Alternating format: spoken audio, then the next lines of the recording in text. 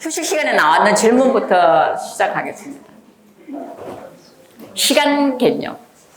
시간 개념을 잘 풀이한 사람은 성 아구스티노예요. 이것만 해도 이제 한 과목이에요. 이제 간단하게 설명하겠습니다. 우리는 시간 개념을 받고 있고요. 하느님은 시간 개념 밖에 있는 분이에요. 하느님은 시간 개념이 없어요. 시간 개념이 없으니까 하느님한테는 어제와 오늘이 존재한다 안 한다? 안 하는 거예요. 그럼 항상 뭐예요? 오늘이에요. 그래서 여러분이 연도 가면 어제 죽으신 분한테도 뭐라고요? 오늘 이 세상에서 데리고 가신 분이에요. 오늘이에요. 시간 개념은 역사 안에 들어오는 거예요. 내가 어디로 들어왔다는 거예요? 그냥 시간 자체가 있었던 게 아니라 순서예요, 순서. 순서. 날짜 순서. 그런데 요거 시간은 시간 안으로 들어왔다가 나는 시간 안으로 들어오는 게 출생이고 시간 밖으로 나가는 게 건너감이에요. 그러니까 여러분이 이 세상에서 생각하는 것들을 저 세상에서 그대로 생각하면 안 되는 거예요. 일단 부활이라는 거는 시간과 공간 개념이 없어지면 뭐가 남은 거예요? 상태적 개념이 남는 거예요. 상태적 개념. 그러니까 부활은 상태로 이해하는 거예요. 상태. 그래서 뭐 여러분이 이 상태적 개념에서 볼 수 있는 거는 뭐냐면 여러분이 세례받고 나면 마음이 어떻게 돼요?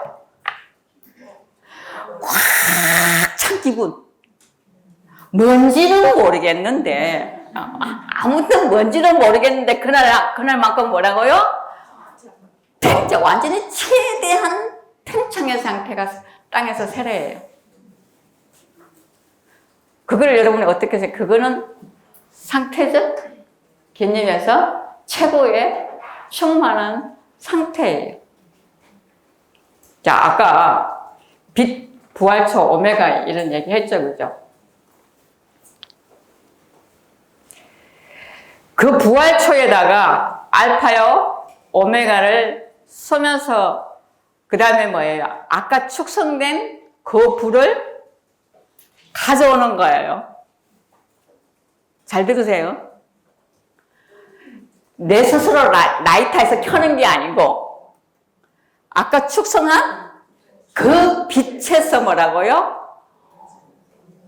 옮겨오는 거예요. 됐죠, 그죠? 그러면서 그게 뭐냐면 그 불이 무슨 불이라고요? 그분이 알파요, 오메가라는 얘기예요. 그러면 우리 신자들이 갖고 있는 그 초에 성질 급한 사람이 저 구석에서 복사가 갖다 주는 거 답답하니까 자기 라이터 꺼내서 켜면 된다, 안 된다? 그건 아니에요. 아무리 귀찮아도 뭐예요? 몇 번 그러죠, 그죠? 켰다 껐다. 그 다음에 장례미사 때 여러분이 그것을 부활식이 끝나면 못 보다가 언제 볼 수 있느냐 하면 장례 때 그분이 어떤 세계에 들어갔다는 얘기를요 보여주는 게 바로 부활초를 또 복사가 그 안에 들었던 거 다 꺼내가지고 말씀대 옆에나 아니면 제대 옆에 부활초를 켜는 게 장례미사의 의미예요. 그가 아니고 뭐라고요? 거초에. 우리가 요한복음 8장 12절은 되게 중요하거든요. 요한 8장 12절이 어떻게 나오느냐 하면 그 앞이 가늠한 여인이죠, 그죠?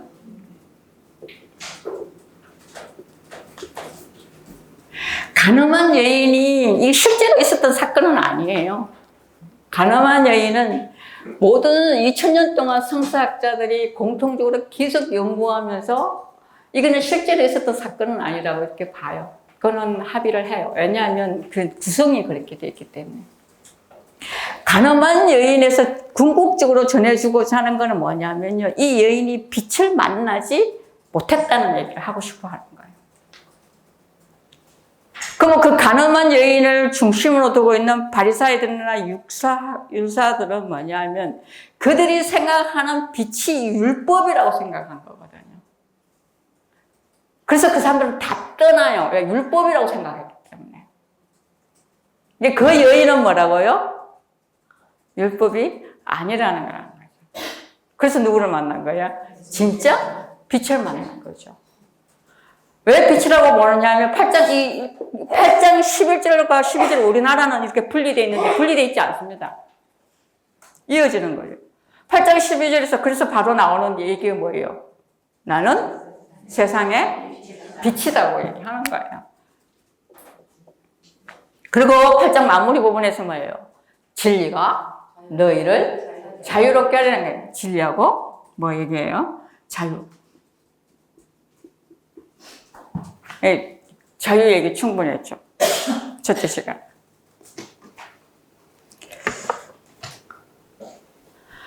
이게 왜 중요하냐면 여러분이 그 가톨릭 성가에서 이거를 잘 풀어놓은 성가가 하나 있어요.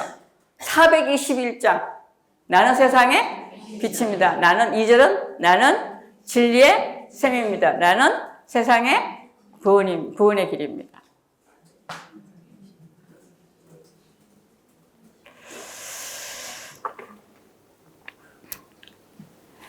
이 빛에까지 들어오지 않으면, 여기 빛을 받아들이는 상태까지 들어오지 않으면 온전히 육화되지 않은 거죠. 좀 아프게 얘기해드리면 정말 주님을 만난 사람은요 그렇게 율법의 형식에 얽매이지 않아요. 왜?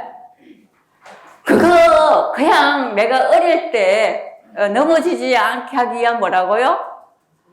그 하나의 그 울타리 역할밖에 안 한 걸 알거든요. 근데 내가 다 컸는데도 울타리가 필요해요? 우리 지금 사랑이 어릴 때부터 크면 클수록 울타리가 자기 스스로 엄마가 만들어준 울타리가 필요하다 안 필요하다? 안 필요해요. 집에 들어오면 지키고 나가면 안 지켜. 왜? 안 필요하다는 걸 아는데 집에 오면 지키는 이유는 뭐라고요? 엄마 때문에 지키는 거예요. 그럼 누가 풀어줘야 돼요? 일찌감치 엄마가 그냥 당 하나 먹으면서 푸세요. 그러면 안 지켜. 빛, 진리, 자유. 3박자. 아까 왜 사도 바오로가 만난 게 뭐였다고요? 빛이었는지라. 여러분한테 부탁드리고 싶은 것은 나한테 육화될 때에만이 구름 부하를 구름처럼 이해하지 않아요. 아니면 여러분 구름처럼 이해해야 돼요. 뭐 그런 거 있대. 이런 식으로. 왜? 내가 살지 않으니까. 그러면 나의 첫 부활은 이미 살았거든요. 나의 첫 부활이 언제예요? 세례예요. 세례. 자, 예수님의 말씀은 우리가 갖고 있던 관념을 바꾸는 거예요. 살아있을 동안에 당신이 이 관념을 너무 많이 바꿨기 때문에 죽임을 당한 거거든. 어린애들 뭐 가까이 오지 말라 그러면 어린애들이 어디 갈 수 있다고요? 하늘나라에 갈 수 있다. 그렇게 율법학자고 발사할 때 들었을 때는 뭐라고 열받는 소리지. 내가 평생 얼마나 열심히 공부하고 어떻게 했는데 제가 천국 간대 이러니까. 그 다음에 그 시대에 나병 환자는 저기 동네 안에 도둑도 안 돼 그랬는데 뭐라고요? 뭐라고? 여인들 사람 숫자에도 안 넣는데 뭐라고? 그 여인들을 함께 지내요. 엄청난 관념을 바꾼 거죠. 우리도 그래야 됩니다. 그 요한복시록의 1장에 보면요. 요한이 받는 소명이 나와요. 소명이 나오는데 저는 그게 그 상태를 잘 설명하고 있다고 했어요. 이렇게 말해요. 나는 그분을 뵙고 죽은 사람처럼 그분 발 앞에 엎드렸습니다. 그러자 그분께서 나에게 오른손을 얹고, 오른손이 의미 아시죠? 오른손을 얹고 말씀하셨다. 뭐라고? 두려워하지 마라. 나는 처음이며 마지막이고 그 다음에 살아있는 자이다. 다르게 말하면 처음과 끝은 없다 이 말입니다. 처음과 끝은 땅에 있는 얘기예요. 나는 죽었지만 보라 영원한 영원토록 살아있다. 그래서 나는 죽음과 저승의 열쇠를 쥐고 있다 이렇게 말해요. 그러면 여러분이 오메가라는 의미를 오메가라고 말했은 그 의미를 어디에 있다고요? 아까 죽음 얘기했죠, 그죠? 우리 여기에서 오메가라고 얘기할 때 처음에서 태어났어. 이거에 어떤 상태인지 안다면 내 신앙생활에 조금 도움을 받을 수가 있어요. 오메가라는 그 단어가 갖고 있는 핵심 요점은 뭐냐면 모든 개체를 끌어당기는 힘을 말해요. 모든 힘을 끌어당기는 하나의 점, 우주를 구성하는 개체들, 생명이 있든 없든, 그 다음에 인격적이지 않든, 최종적으로 모든 것은 어디에 기결된다고요? 그분께 기결된다. 그분이 오메가입니다. 그래서 우주의 중심이시며 만물의 첫째 자리라고 얘기하는 거예요. 그 다음에 오메가는 시간과 우연을 지배하는 힘이에요. 시간과 우연을 지배하는 힘, 그 다음에 사랑의 힘이에요. 그렇기 때문에 뭐를 할 수 있느냐면 모든 것을, 힘이기 때문에 모든 것을 끌어올 수 있는 힘이 있고 그것을 끌어온 것을 결합시킬 수 있는 힘, 하나 되게 할 수 있는 힘을 갖고 있죠. 근데 그게 놀랍게도 눈에 보이지 않는 어떤 막강한 힘이 아니라 인격적이다. 그래서 오메가의 최고의 정점은 하느님이세요. 그리고 그것은 초월성의 정점이기도 합니다. 그리고 이 오메가는 시간적, 공간적 개념으로 이해하지 않을 때에만이 오메가는 오늘도 있고 내일도 있고 모레도 있는 거예요. 여러분이 뭔가 결정할 때에 최종적으로 생각하고 할 때 그 오메가예요. 근데 그게 인생에서 딱 한 번밖에 없었어요. 여러분이 죽을 힘까지 다 모아가지고 그 결정할 때 있죠. 뭐 집 살 때라든지 뭐 이렇게. 아니 뭐 사느냐 죽느냐 이럴 때 있잖아요. 오메가. 그럴 때. 그래서 시간이 있다 없다? 없다기 때문에 처음이면서도 오늘이고 오늘이면서도 마지막인 거예요. 재밌죠? 네. 그러니까 여러분이 나는 신부님들이 매 부활 때마다 이 알파와 오메가만 설명해 주면 좋겠어요. 강론대에서 알렐루야 그러지 마시고.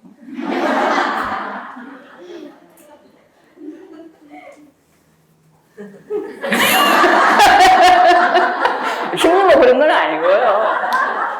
신부님들이 매번 부활을 매년 맞으시니까 강론이 너무 힘드신가 보더라고요. 그래서 제가 신자로서 앞에서 제일 앞줄에 앉아서 들으면 마음이 좀 아파요. 이렇게 조금 피해 가시면 되는데 왜 저러실까?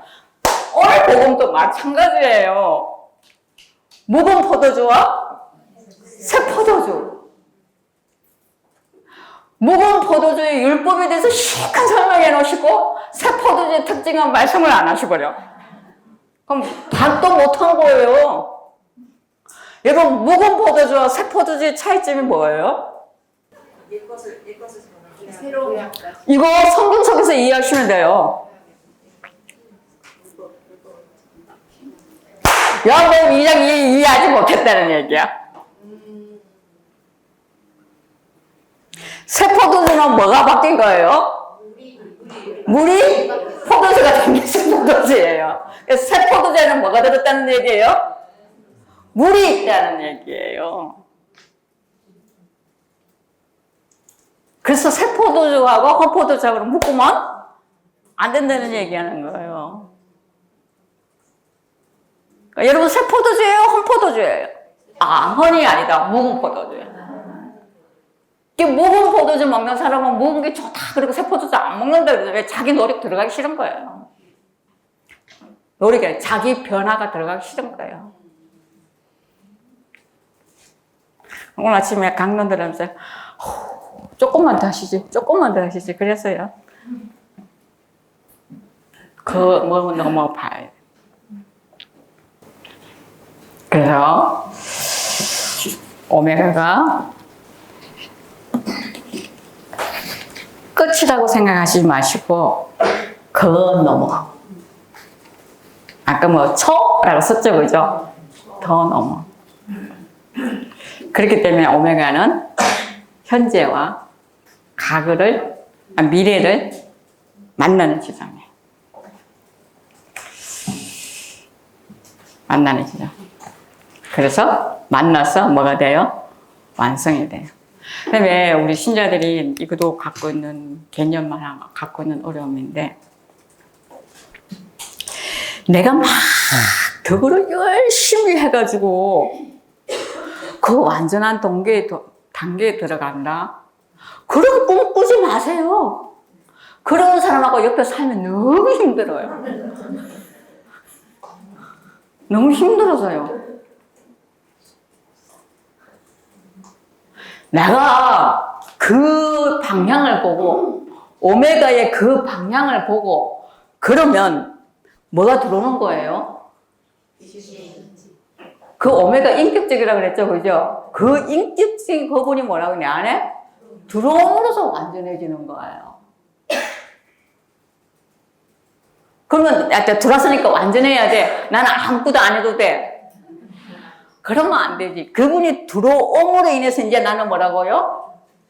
나가는 거죠.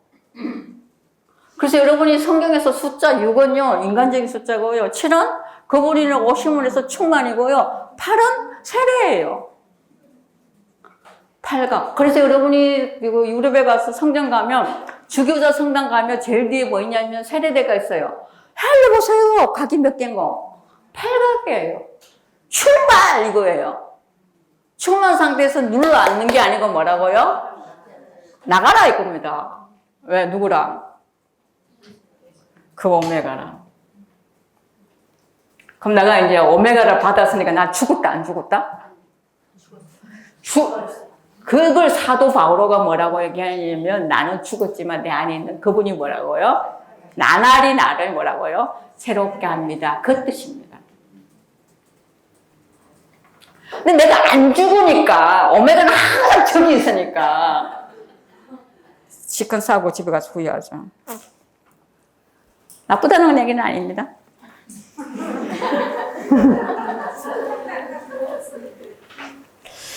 그래서 우리가 그리스도를 내 밖에서 찾는 게 아니고 오메가가 됐기 때문에 어디서 찾는 거예요? 우리는 자동으로 내 안에서 찾는 거고, 내 안에서 가장 심층 부위가 어디예요? 마음에서 찾고, 그것을 조정해 주는 게 뭐냐면 양심이라는 게 있는 거예요.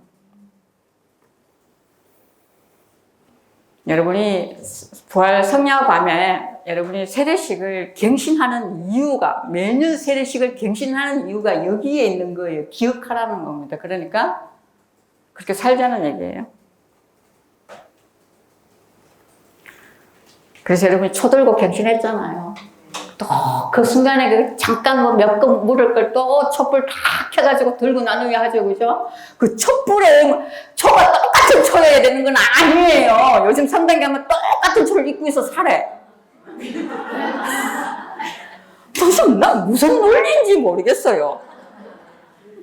그 초를 내가 1년 동안 집에서 준비가 가져올 수도 있잖아요. 근데 그거 입고서 사라 그래요, 돈 주고. 저는 꼭 집에서 준비해가 가거든요. 집에서 꼭 준비해 가는데 그게 막 몇 개 포나무 또 뭐라 그럴까봐 가장 비슷한 걸로. 금방 갔을 때는 구분 안 가지고 내 눈에는 구분 가는 걸로.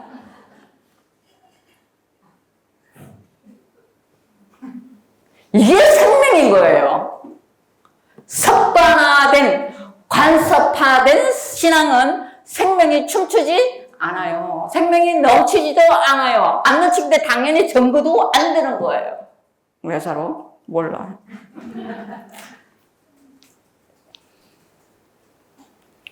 오메가는 중심들의 중심입니다. 나와 이 우주의 모든 것에 존재하는 것의 중심입니다. 그래서 그분이 시작이에요. 그분이 말머리가 되는 거죠. 그래서 여기서 뭐가 확장되느냐면요. 오메가가 모든 것의 중심이고 우주 모든 것이 확장됨으로써 인류의 구원은 한 인간에게 돼 있지 않다는 말을 하고 싶다는 거죠. 모든 인류는 구원은 뭐라고요? 그래서 여러분 성경에 뭐라고 하냐면 그렇게 된 사람들이 나타나기를 세상의 피조물도 기다리고 있습니다. 이거예요. 지금 여러분이 이 자연 얘기하면서 엄청 많이 듣는 얘기 중에 하나죠. 왜? 그렇게 된 상태의 사람이 뭐라 할 수 있기 때문이에요. 모든 인류와 모든 피조물하고도 형제관계를 맺고 돌볼 수 있고 그들에게 구원을 줄 수 있기 때문에 살아가는 생명을 계속 유지할 수 있기 때문에 단순하게 여러분이 집에서 버리고 안 버리고 스티커 붙이고 이런 문제가 아니에요. 너무 좁게 얘기하는 거예요.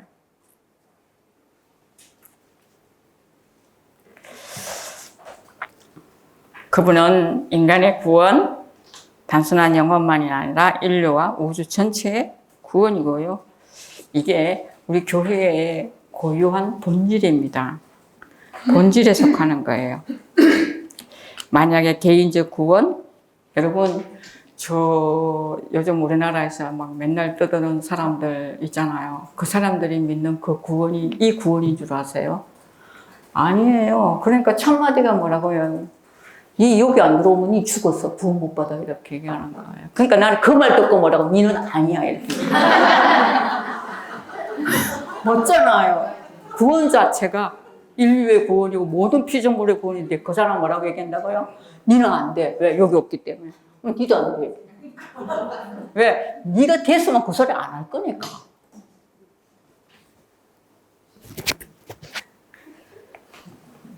재밌어요?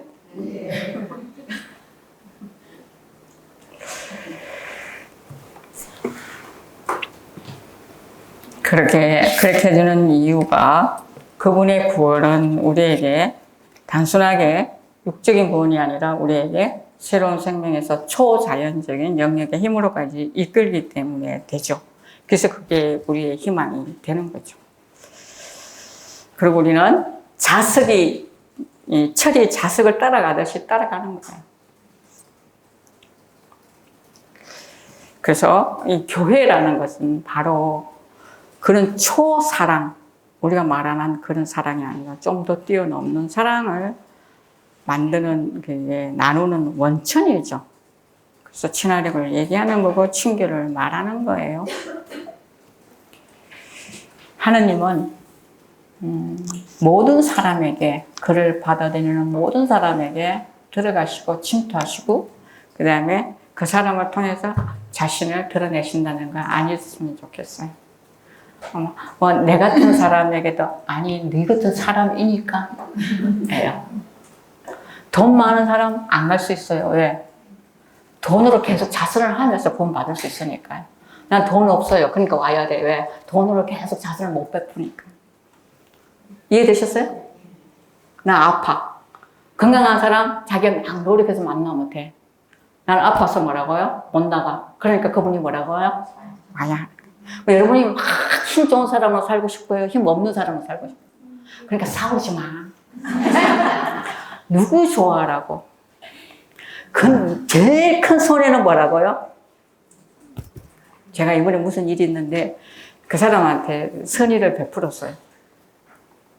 그랬더니 사람들이 와, 이래요. 내가 속으로 씩 웃었어요. 씩 웃고 돌아섰어요. 내가 그 사람을 위해서 선의 베푼 줄 알아. 나를 위해서 베풀었네.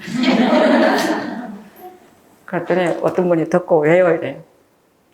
내가 성찰을 보니까 강의는 좀 잘하는데 덕이 너무 없어. 그래서 저 사람이 있으면 뭐라고요? 내가 덕이 좀 크지 않을까? 볼 때마다 참아야 되고 인내해야 되고 품어야 되니까 뭐라고요? 누구 덕이 커지는 거예요? 내 덕이 그래서 그냥 봐줬어. 그리고 두 번째 이유 또 있다고. 하나님은 나를 절대적으로 사랑하기 때문에 그게 의심의 여지가 없다고. 근데 사랑은 계속 커야 되는데 저런 사람이 있어야 내 사랑이 크지. 저런 사람 없으면 내 사랑이 큰다 안 큰다? 안 크고 내가 지금 너무 미우니까 그냥 없앴다. 그 뭐 성경에 바로 말 나오더라고요. 그놈보다 더 센 놈을 보내주겠다고. 그냥 차라리 아는 놈이나. 왜? 무슨 짓 할 건데 아니까. 그러니까 내가 내쳐야 될 이유가 있더라 없더라? 전혀 없더라는 거예요. 이래저래.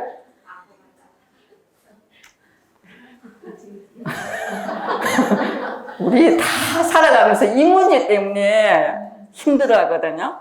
그냥 이렇게 삽시다.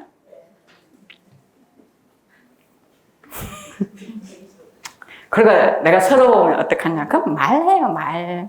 왜? 그분은 죽으신 분이 아니고 뭐라고요? 살아계시는 분이고요. 오늘만 있는 게 아니고 뭐요? 영원하신 분이고요. 그 다음에 뭐라고요? 가만히 계시는 분이 아니고 뭐라고요? 역동적이신 분이에요. 활동하시는 분이라는 얘기입니다.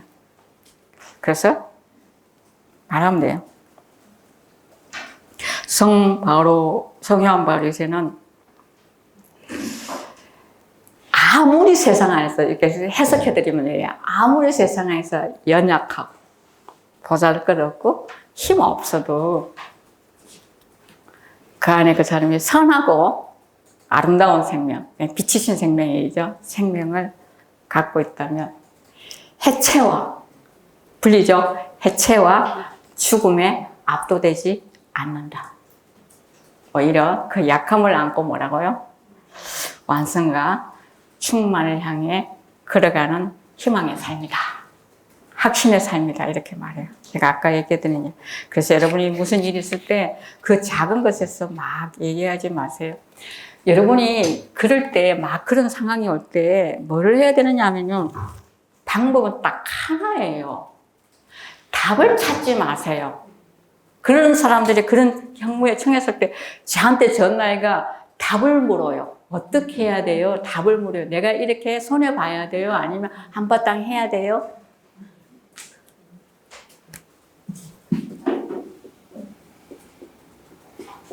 질문하세요. 이 인간의 이 부활 과정을, 인간의 보편적 죽음에서 부활의 과정을 가장 잘 그린 성경이 있다면 욥기입니다. 욥은 이제 그 하늘나라에서 그 먼저 사탄하고 그 하늘나라에 사탄이 있어요. 보세요. 사탄이 하나님하고 대립을 밥 먹는 거예요, 지금. 묻는 거예요. 내가 땅에 내려가가 저 욥이라는 인간이 너무 하나님한테 이러니까 내가 한바탕 이렇게 뭐라고요? 휘어지는데 그 사탄이 생각한 건 뭐냐면 소유를 칠 거다 이렇게 말해요. 소유. 그러니까 욥이 막 이렇게 하는 건 뭐라고요? 소유. 아까 존재적이죠? 소유를 치면 틀림없이 욥은 뭐라고요? 당신의 면전에서, 성서는 이렇게 말해요. 당신의 면전에서 당신을 저주할 거다 이렇게. 그러니까 하나님 뭐라고요? 해봐 이렇게 하는 거예요. 해봐 그러니까 여기 그 사탄이 딱 날아가지고 뭐라고요? 막 순서대로 다치는 거예요. 소유로 다치는 거예요. 그때 욥은 그분 면전에서 저주한 게 아니라 그분의 면전에서 질문한 거예요. 나는 누구였냐고. 그리고 당신 어디에 있느냐고. 당신이 어디에 있길래 내가, 자, 여러분, 이 부활에 들어가기 위해서는 여러분이 갖고 있는 고정관념들은 다 없애야 돼요. 어디란 거는 장소이다, 아니다? 아니에요.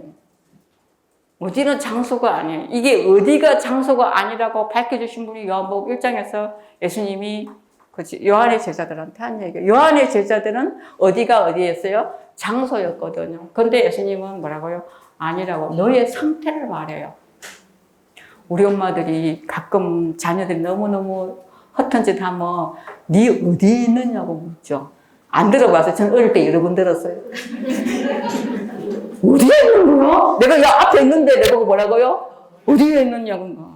그건 뭐예요? 내가 여기 몸이 있다는 얘기를 하고 뭐예요? 너의 정신과 영혼이 네 마음의 상태가 지금 어디에 있는 거예요?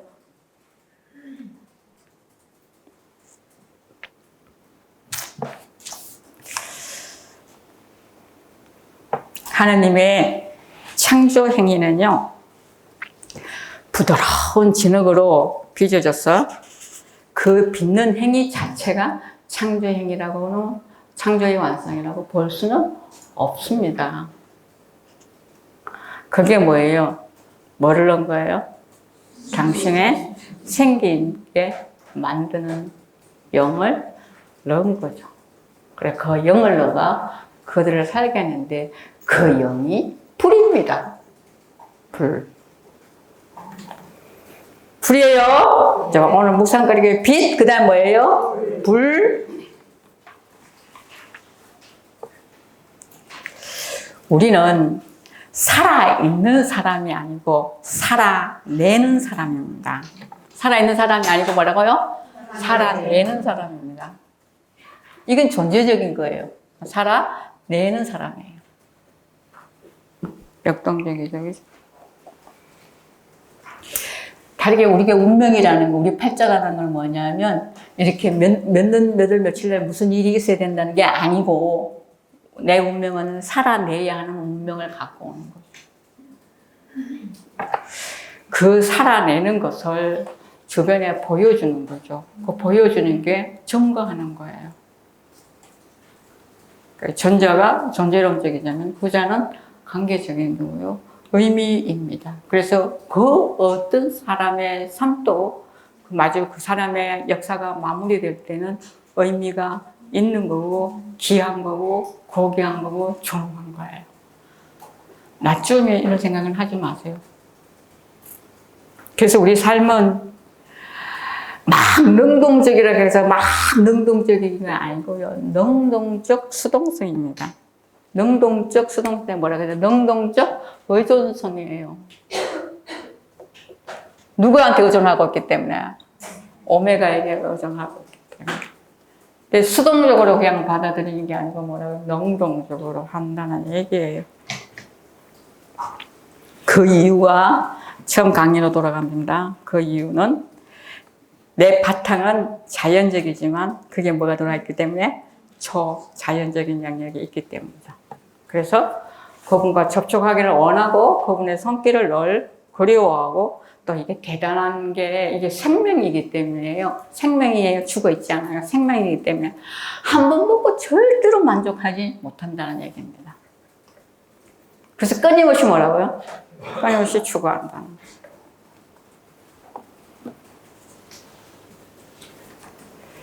그래서 어쩌면 우리 그리스도인들은 내 안에 하나님의 영이 침투해 있다는 사실을 잘 드러내는 사람이죠. 그러면서 그럼 내가 왜 이걸 계속 반복하느냐? 인간의 완전한 성화라든지 인간의 완전함에 도달하는 것은 나를 넘어서는 있지 않아요.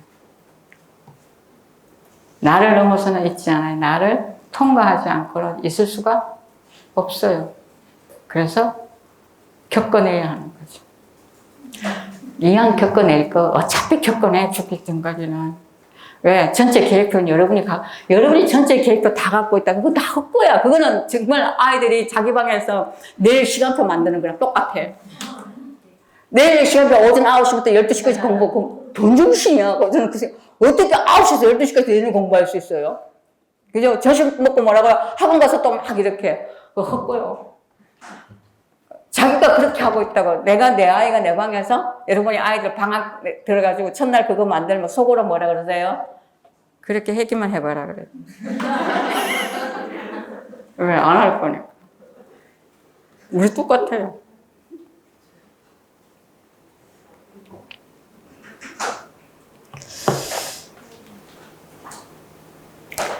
그분을 보려면 나무 위에 올라가셔야 되고요. 그분을 만나려면 땅에 내려오셔야 합니다. 그게 루카복음 통해서 가르쳐 주는 거예요. 여러분 만날 거예요? 살 거예요? 너무 웃기잖아요. 올라가는데 추르판 살판 올라가는데 힘없다고. 근데 뭐라고요? 봤어. 봤죠? 근데 그 밑에서 누가요? 내려와. 그 내려와서 예수님 아무것도 안 했어요. 내려와. 일이 그거밖에 안 했어요. 일이 내려오느라. 일이 당신이에요. 일이 내게 내려왔어요. 그 어디로 내려왔겠어요?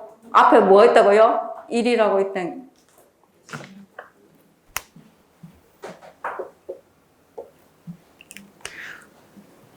그래서 그 만났다는 그 일이 내려오고 만났다는 증거가 뭐냐면 그 집에 갔는데 이 사람이 그렇게 인색하던 그 사람이 뭐라고요? 예수님한테 내가 남 얼렁뚱땅하게 해먹은 거 있으면 몇 배로 갚겠다고요? 4배로 갚겠대. 그리고도 뭐라고요? 내가 가진 거를 뭐라고요? 나누어가지고 가난한 사람한테 주겠대. 끝난 거야. 누구 고백이에요?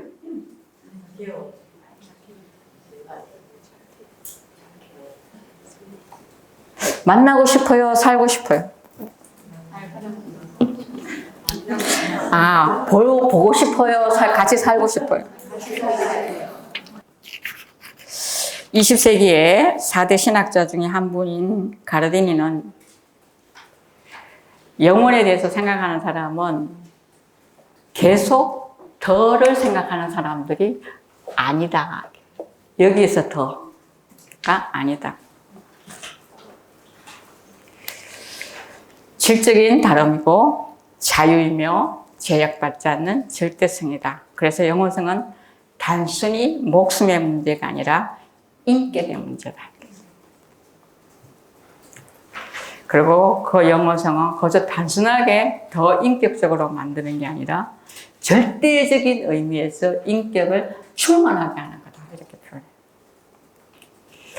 우리가 하느님의 모상이라는 거, 시작과 그 다음에 그분이 나의 오메가라는 것을 매일매일 묵상할 수밖에 없는 이유이고, 그 다음에 우리가 이런 공부를 해야 하는 이유입니다. 늦지 않을 때 시작하는 게 축복이고요. 저기 좀 젊으신 분 지금 시작했다. 내가 무슨 일을 전생에 내가 조상들을 몇 명을 구원했길래 지금 이 나이에 이 길을 줬을까 매일 감사해도 시원찮을 겁니다. 진짜요. 어떻게 이 시간에 내가 벌써 이거를 듣고 인간에 대한 참된 진리를 생각하고 생명을 생각할 수 있는지에 대해서요. 시민님이 공부하라 그러니까 불평했다면 오늘 나가시면서 죄송합니다.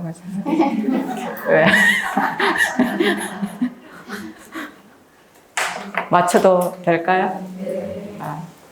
오늘은 이 정도 하고, 제가 거의 하루에 매주 할 때 2가 정도 합니다. 그렇게 하기 때문에 2가에서 3가 하거든요. 교리서를 2가에서 3가 정도는 항상 연습해가 오셔야 되는 거예요. 가능하면 이해되지 않아도 좋으니까요. 교리서를 읽고 오시고요. 시간 되면 해설서도 한번 읽고 오시면 좋겠습니다. 마친 기도하겠습니다. 영광이 성부와 성자와 성령께 성같이 이제 항상 영원히 아멘. 성부와 성자와 성령의 이름으로 아멘. 감사합니다. 아멘.